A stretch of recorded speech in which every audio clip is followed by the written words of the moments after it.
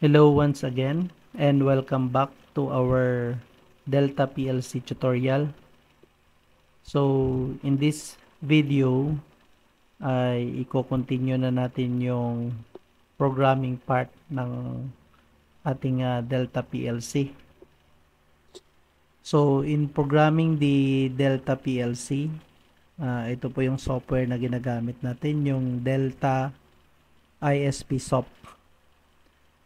So upon opening the software, ito po yung pinaka first na screen na lalabas.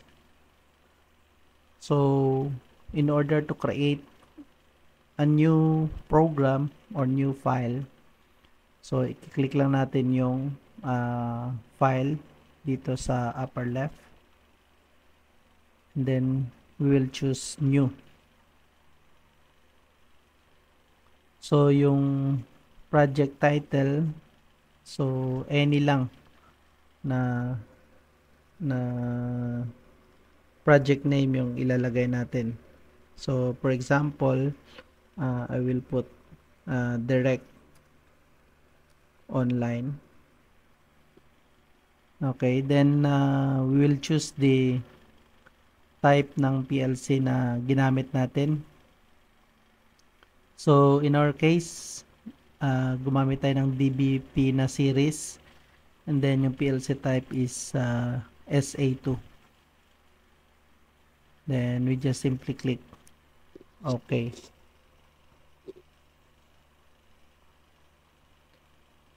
Then after that, gagawa na tayo ng bagong program. So dito sa program na icon, i-click lang natin yan, and then we're going to choose new. So yung programming language na gagamitin natin is yung ladder diagram, since ito yung pinaka-common na language na ginagamit sa pag-program ng PLC. So ang advantage nitong ladder diagram is almost similar lang siya on the typical ladder diagram na ginagamit natin sa mga relay type na motor control. So I just simply click OK, and then eto na yung itsura ng ating programming window. So sa makikita natin, meron na tayong network 1. Okay, and then meron din tayong rang, no, or mas tinatawag natin ito na network dito sa Delta PLC. So sa makikita nyo dito yung gray part na just below this network 1, ay pwede tayo dyan mag-add ng comment kung anong program yung gagawin natin, or kung ano yung laman ng first network nito or first rung. So for example, lalagyan natin siya ng comment na direct online motor control.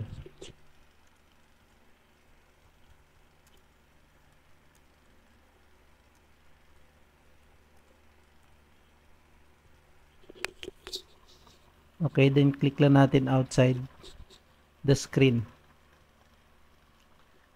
So as you can see on the upper part ng ating window is meron tayo ditong contacts and the coil. So eto lang naman yung mga commonly na icons na ginagamit natin sa paggawa ng ladder diagram. So dito meron din tayo mga API, no, mga instructions, no. Later on gagamitin din natin to in the next or in the future tutorial, especially pag gagawa na tayo ng mga timers. So ito yung mga readily made na mga function blocks. So, i-continue na natin yung paggawa ng program on our previous activity, which is the direct online. So, the first thing na ilalagay muna natin is yung contact ng ating input. So, click lang natin tong contact, and as you can see dito sa may red part, i-hover mo yung mouse mo dito, is lalabas yung contact. Then you can simply click. So for now, yung address natin is question mark pa.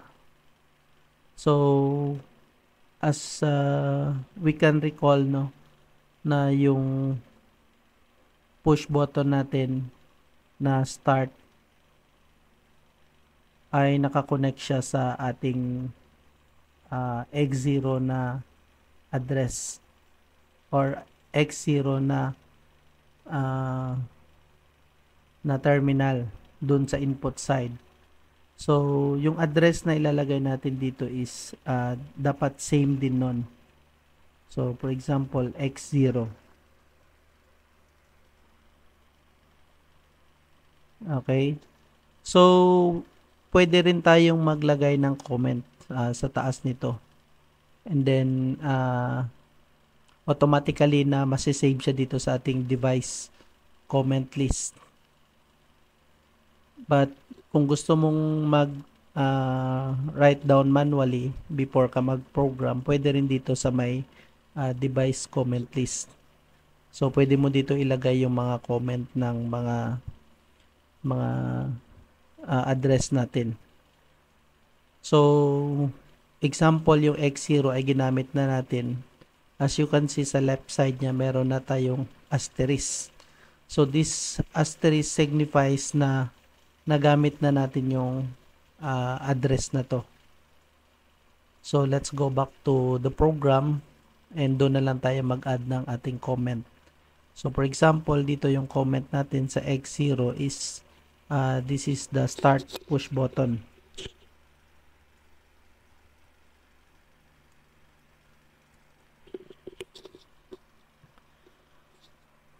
So, as you notice, if babalikan natin yung device comment list,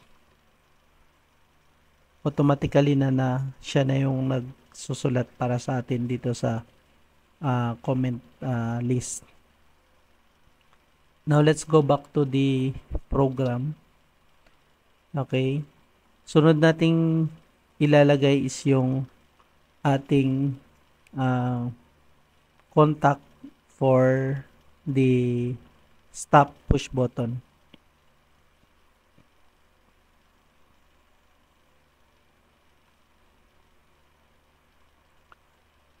So, yung stop push button natin,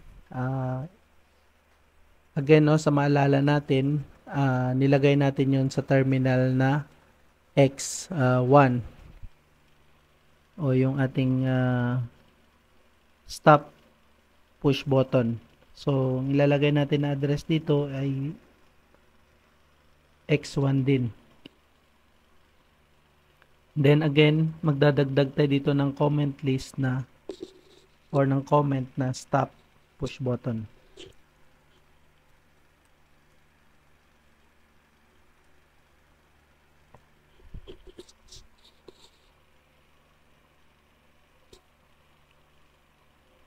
And also sa maalala natin na lahat ng push button natin ay kinonect natin sa normally open contact. So in this case, yung stop push button natin ay dapat gawin nating normally close dito sa loob ng program. Para kung sakaling pinindot natin siya, so mau-open yung normally close. So paano mag-change nito into normally close? Simply double click itong contact na to and then you can choose normally close. Then next, ilalagay na natin yung ating coil. which is again, no, if we can recall, yung coil natin is nilagay natin dun sa may Y0. So Y0 din na address yung ilalagay natin dito. So yung comment natin na ilalagay is ilalagay lang natin lamp, since lamp yung nilagay natin na output dun sa ating Y0.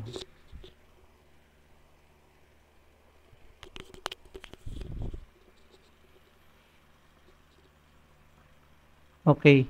So in this program, pag pinindot natin yung X0, so magpa-power up na yung lamp natin since there is continuous flow na ng signal, no?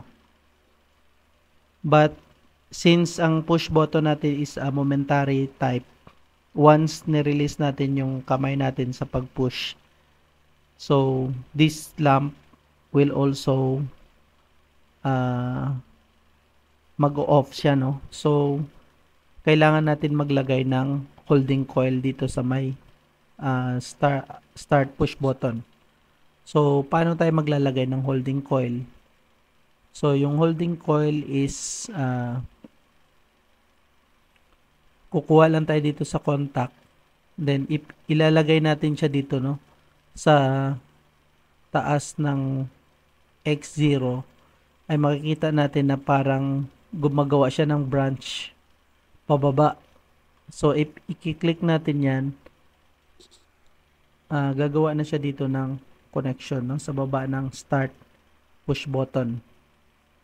So yung address na ilalagay natin dyan is ito yung Y0, para pag nag-close yung or pag activate na tong coil na to, yung Y0, mag-activate din to or magko-close din tong contact na to. So even na ni-release na natin yung kamay natin sa X0, so dito na dadaan yung flow ng signal or ng current papunta sa Y0. So ilalagay natin dito na address is Y0. So sa nakikita natin na automatic na yung comment na lumabas since na-define na natin siya on the previous program. So after completing the program, i-compile muna natin siya para makita natin kung meron tayong error, no, sa paggawa ng program. So paano natin i-compile? So dito sa taas ng ating window, dito sa ating toolbar ay may makikita tayong compile. So i-click lang natin yan and then we can press compile. So makikita natin dito sa baba sa compile message na 0 yung error, 0 yung warning. Okay? And then we have 5 steps. So ready na tayong i-upload yung program natin sa ating PLC. Sa pag-upload ng program, kailangan naka-power on yung ating PLC. So isi-switch on natin muna yung ating main breaker. And as you can see, meron ng power yung ating power supply. And then meron na ring power yung ating PLC. So kailangan natin gumamit ng RS-232 na programming cable sa pag-download ng program sa ating PLC.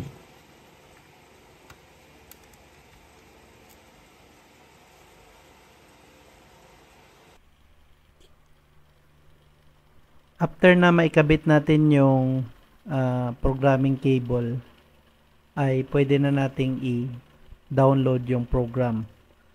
So sa pag-download ng program sa PLC, i-click lang natin tong icon na to, no, for download. So PC to PLC download. Then after that, i-click lang natin yung transfer. So sabi dito, the function cannot be executed in run mode. Kasi yung PLC natin naka-run mode. So pwede natin i-stop mo na yung PLC doon sa kanyang uh, selector switch. Pero pwede rin natin na dito na mismo i-stop yung PLC. Dito na mismo sa program. So in this tutorial, dito lang muna natin siya i-stop. So, click OK. So, as we can see, nagda-download na yung program. So, do you want to back to the running state? So, you just simply click OK.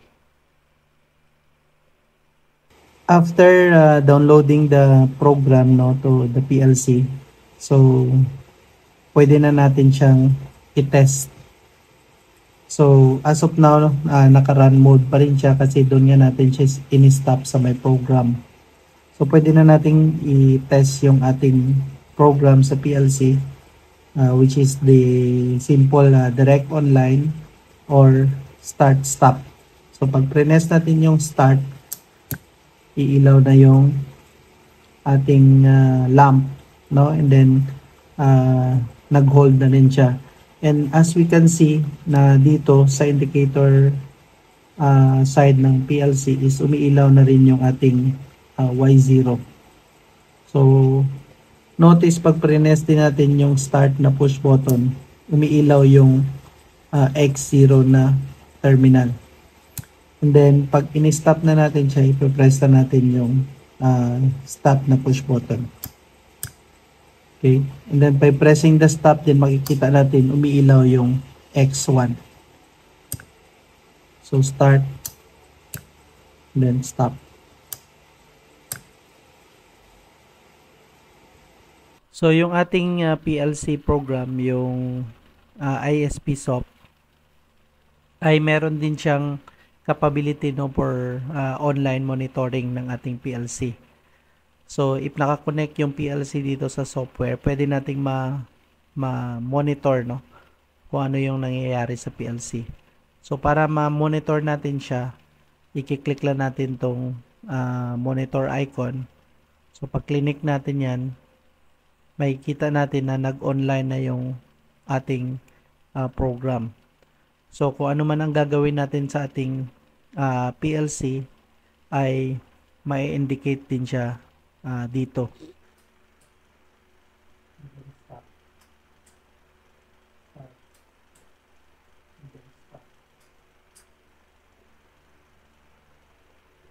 So, as we can see na nakikita natin dito yung functions ng mga push button pag pre-nest natin. So, that's it for this tutorial sa ating first programming. We will continue na naman on the next tutorial on timer on the next video. So, hope may natutunan kayo ngayong session na ito and hope to see you again in the next video. Thank you.